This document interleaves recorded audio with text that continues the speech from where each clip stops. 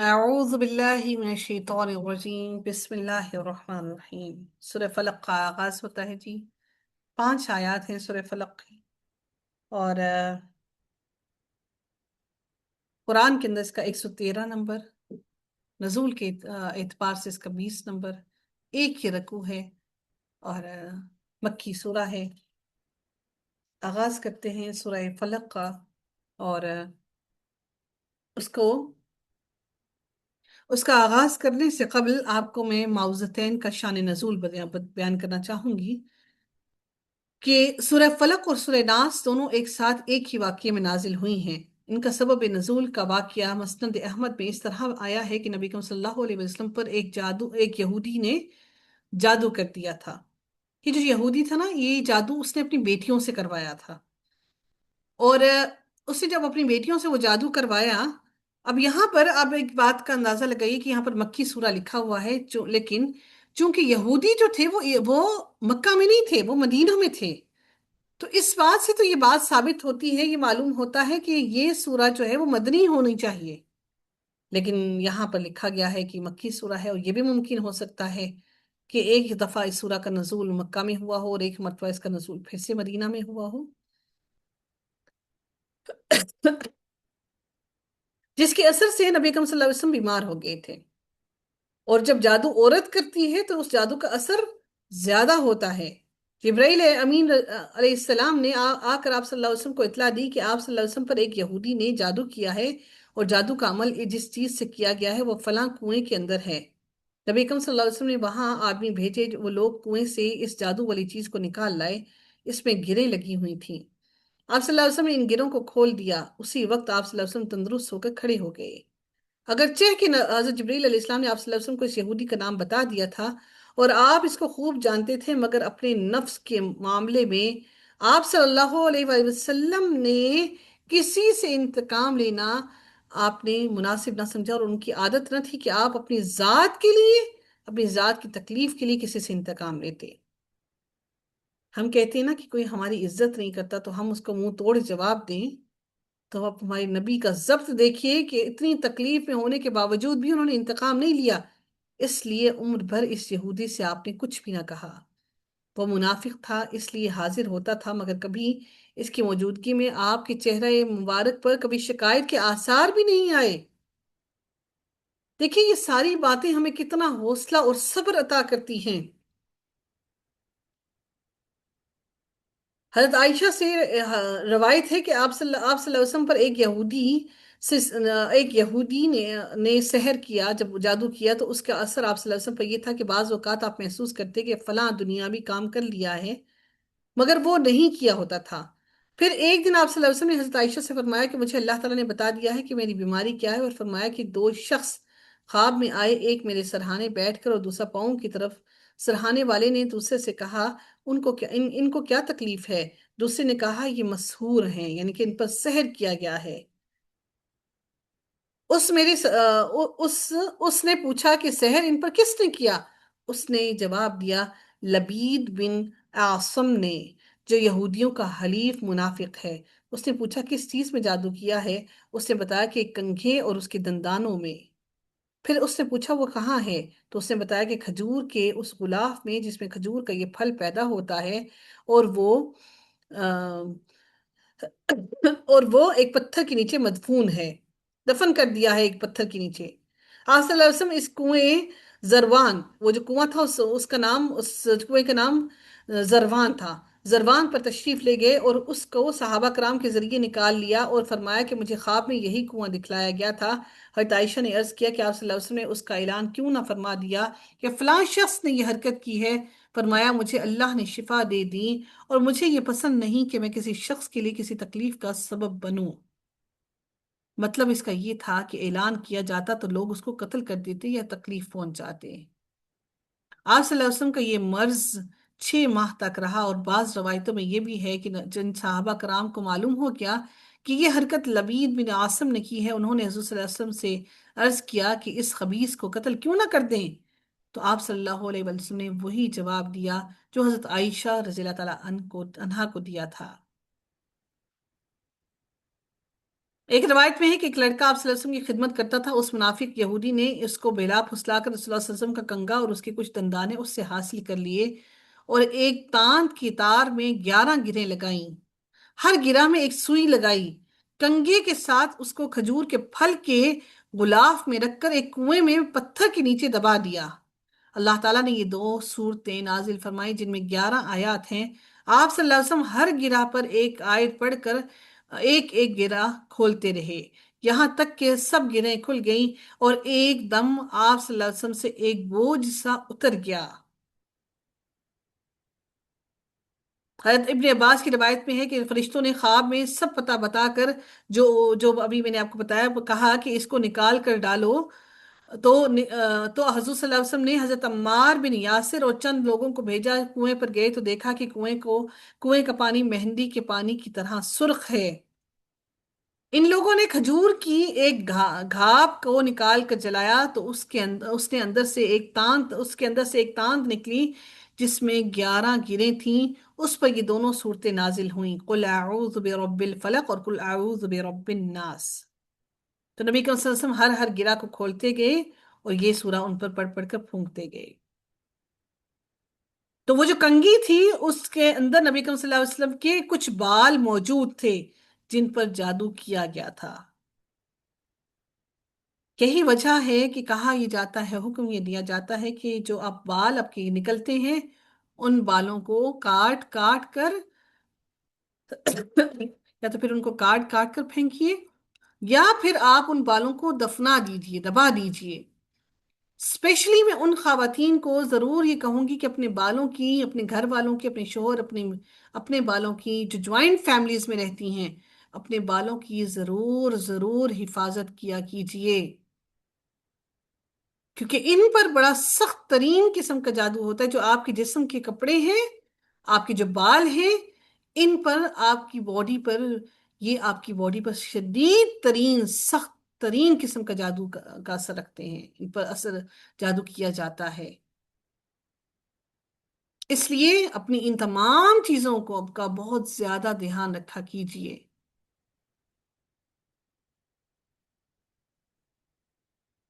اب یہ بات کچھ لوگ یہ سمجھتے ہیں کہ نبی کریم صلی اللہ علیہ وسلم نبی تھے تو ان پر سحر کیسے ہو گیا؟ ان پر تو سحر ہونا ہی نہیں چاہیے تھا، ان پر تو سحر ہو ہی نہیں سکتا۔ تو یاد رکھیے کہ نبی اکرم صلی اللہ علیہ وآلہ وسلم بھی انسان تھے، اور نبی پر اگر کوئی جادو کر سکتا ہے تو ہم عام گناہگار انسانوں پر تو جادو زیادہ اثر کرے گا۔ اس لیے اپنے آپ کو ان تمام چیزوں سے محفوظ کرنے کے لیے معوذتین کو پڑھنا ضروری ہے، تاکہ ہم سب کے سب لوگ ان تمام چیزوں سے، نہ صرف ان تمام چیزوں سے، بلکہ حسد کی شر سے بھی محفوظ ہو جائیں۔ لازم نہیں ہے کہ جادو ہی ہو، بلکہ حسد اور حاسد کی نظر بھی، حاسد کا جلنا بھی آپ کے لیے تکلیف کا باعث بن سکتا ہے۔ ہم اس سورہ کے اندر ان ان تمام کے تمام حاسدوں کے بارے میں پڑھیں گے جو کہ حسد کرنے والے ہیں، اور پھر اللہ تعالیٰ نے جو ارشاد فرمایا اس سورہ کے اندر ہم اس کو دیکھتے ہیں کہ اللہ تعالیٰ کیا ارشاد فرماتے ہیں۔ بسم اللہ الرحمن الرحیم، قل اعوذ برب الفلق۔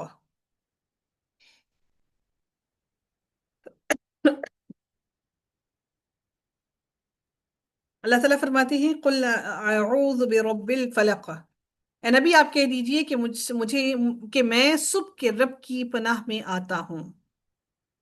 صبح کے رب کی یعنی اس رب کی جو صبح کو نکالتا ہے، جو دانے اور گٹھلی کو پھاڑتا ہے، یعنی کہ فلق کا مطلب ہے پھاڑنا۔ جو صبح ہوتی ہے نا، وہ بھی اندھیرے میں سے پھٹ کر سورج باہر نکلتا ہے، اندھیرے کو پھاڑ کر سورج باہر نکلتا ہے، جس طرح سے اللہ تعالیٰ نے سورہ انعام میں فرمایا فالق الاصباح، وہ صبح کو پھاڑ نکالنے والا ہے۔ پھر اللہ تعالیٰ نے ایک اور جگہ پہ ارشاد فرمایا ان اللہ فالق الحب والنوا، یقیناً اللہ تعالیٰ ہی دانے اور گٹھلی کو پھاڑنے والا ہے، وہ زندہ کو مردہ سے نکالتا ہے اور وہی مردہ کو زندہ سے نکالنے والا ہے، وہی اللہ تعالیٰ ہے، پھر تم کدھر کو بہکائے جاتے ہو۔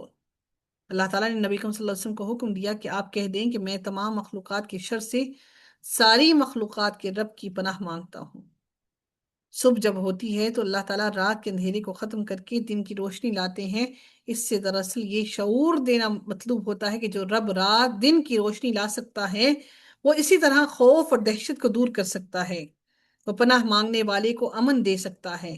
جس طرح رات کو انسان صبح کی روشنی کا منتظر ہوتا ہے، ایسے ہی اللہ تعالیٰ نے شعور دلایا ہے کہ وہ شخص جس پر مصائب کی رات چھائی ہوئی ہو، وہ کامیابی کے صبح کا روشن امیدوار ہے اور اللہ تعالیٰ کی پناہ طلب کرے۔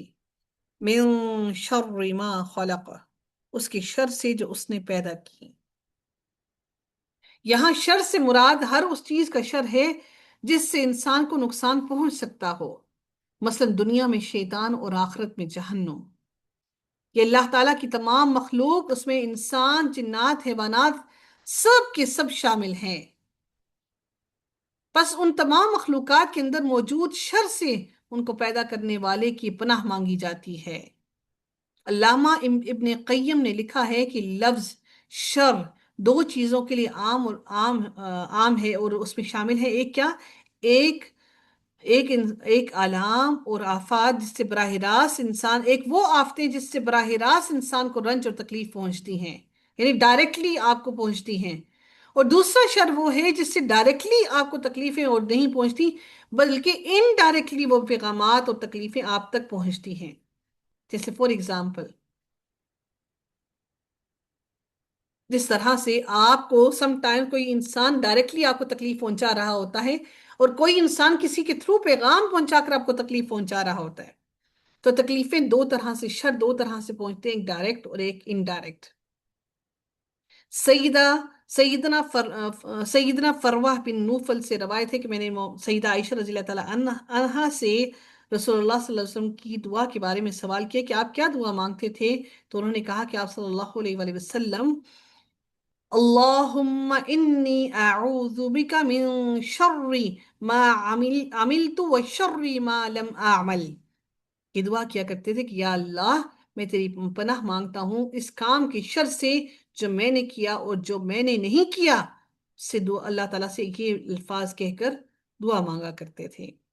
اللہ تعالیٰ کے سوا کسی اور سے پناہ مانگنا شرک ہے۔ پھر رب کائنات نے فرمایا وَمِن شَرِّ غَاسِقٍ إِذَا وَقَبَ، اور تاریکی کے شر سے جب کہ وہ چھا جائے۔ رات کے اندھیرے سے پناہ مانگنے کے لیے اس کو کہا گیا ہے۔ رات کے اندھیرے میں جرائم ہوتے ہیں، رات کے اندھیرے میں خطرناک درندے بھی نکلتے ہیں، اور رات کے اندھیرے میں موذی جانور بلوں سے باہر نکلتے ہیں۔ ام المومنین عائشہ رضی اللہ تعالیٰ عنہا کہتی ہیں کہ نبی کریم صلی اللہ علیہ وسلم نے چاند کی طرف دیکھ کر فرمایا، عائشہ، اس کے شر سے اللہ تعالیٰ کی پناہ مانگو، کیونکہ یہ غاسق ہے جب یہ ڈوب جائے۔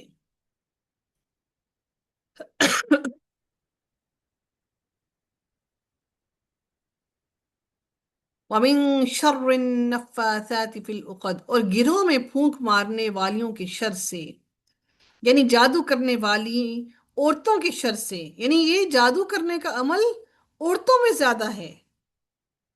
وَمِن شَرِّ النَّفَّاثَاتِ، مؤنث کا صیغہ استعمال کیا گیا ہے، عورتوں کا کہا گیا ہے۔ گروہ میں پھونکنے والے نفس مراد ہیں، اس سے مراد کیا ہے؟ وہ تمام کی تمام نفوس جو کہ گروہ پر پھونکتے ہیں، اس سے مراد انسان کا نفس بھی ہے، وہ بھی مؤنث ہے۔ اب اس کو، نفس کو جب کہا گیا تو نفس کے اندر دونوں لوگ شامل ہو گئے، مراد مرد اور عورتیں دونوں ہو جائیں گی۔ پھر اگر اس کو ہم نفس کی طرف لے کر جائیں تو پھر اس میں مرد اور عورتیں دونوں شامل ہو جائیں گی۔ ابو عبید کہتے ہیں کہ جادوگرنیوں سے مراد لبید بن عاصم یہودی کی بیٹیاں ہیں جنہوں نے نبی کریم صلی اللہ علیہ وسلم پر جادو کیا تھا۔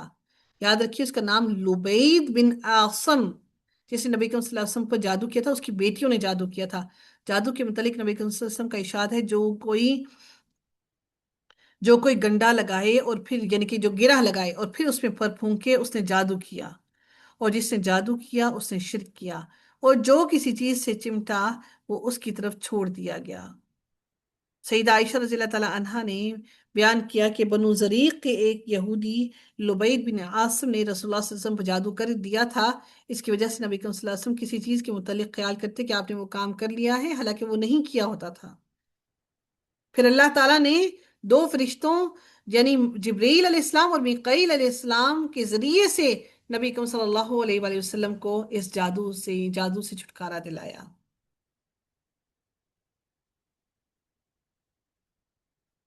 کہ انہوں نے آپس میں بات چیت کی، اور پھر نبی کریم صلی اللہ علیہ وآلہ وسلم کے ساتھ جو احوال ہوا وہ سارا کچھ نبی کریم صلی اللہ علیہ وسلم کو بیان کر دیا اور بتا دیا گیا کہ ان پر جادو کس طرح اور کس جگہ پر کیا گیا ہے۔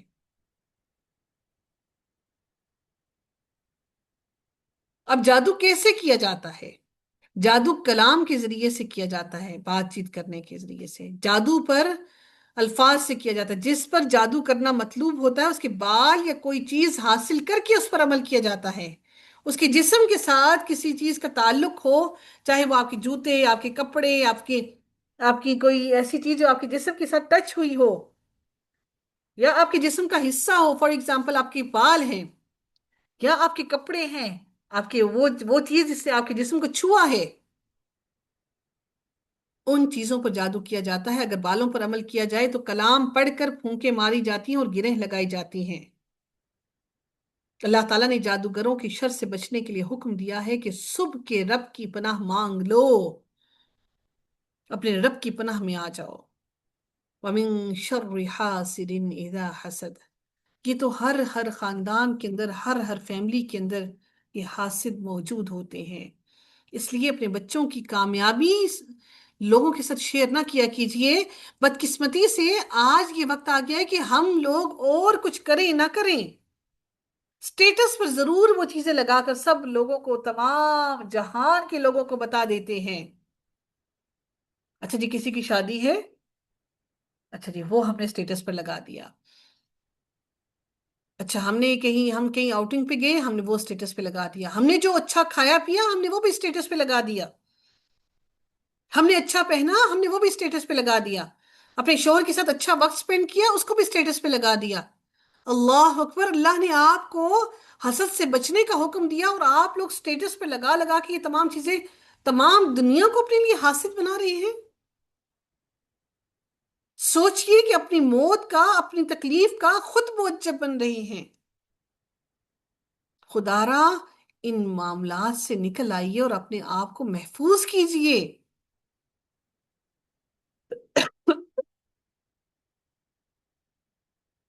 اچھا دل دکھا ہے تو پھر بھی سٹیٹس لگا دیا، دل خوش ہے پھر بھی سٹیٹس لگا دیا۔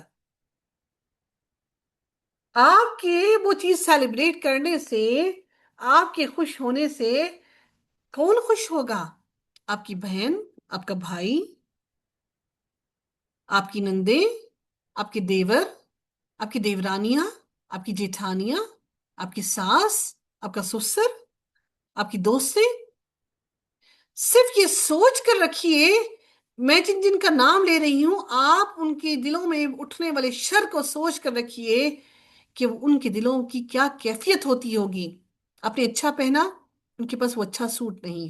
آپ نے اچھا کھایا، ان کے پاس وہ اچھے لمحات نہیں۔ آپ کے شوہر نے آپ کو مسکرا کر دیکھا، ممکن ہے کہ اسی لمحے ان کی اپنے شوہر کے ساتھ انبن ہوئی ہو، اس کے دل میں کیا اٹھ رہا ہوگا، وہ جذبات کو سوچئے۔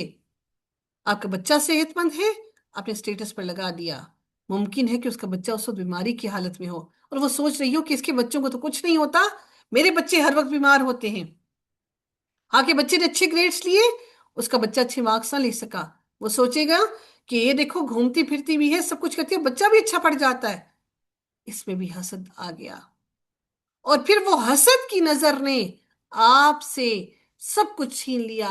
آپ کی اولاد آپ کی تابع نہ رہی، آپ کی اولاد نے آپ کی بات سننا چھوڑ دی، آپ کی اولاد نے آپ کو تنگ کرنا شروع کر دیا، آپ کے شوہر کے ساتھ انبن ہونا شروع ہو گئی، حتیٰ کہ آپ تو اب اتنے بڑے کام کرتے ہیں، آپ لوگ تو سٹیٹس لگاتے ہیں، تصویریں شیئر کرتے ہیں، بلکہ اپنے گھر کی اچھی باتوں کو دوسروں کے سامنے کرنے سے بھی منع کیا گیا کہ کہیں ایسا نہ ہو کہ اس کا دل اس لمحے دکھا ہوا ہو اور وہ آپ کی خوشیوں کو دیکھ کر حسد نہ کرے اپنے دل کے اندر۔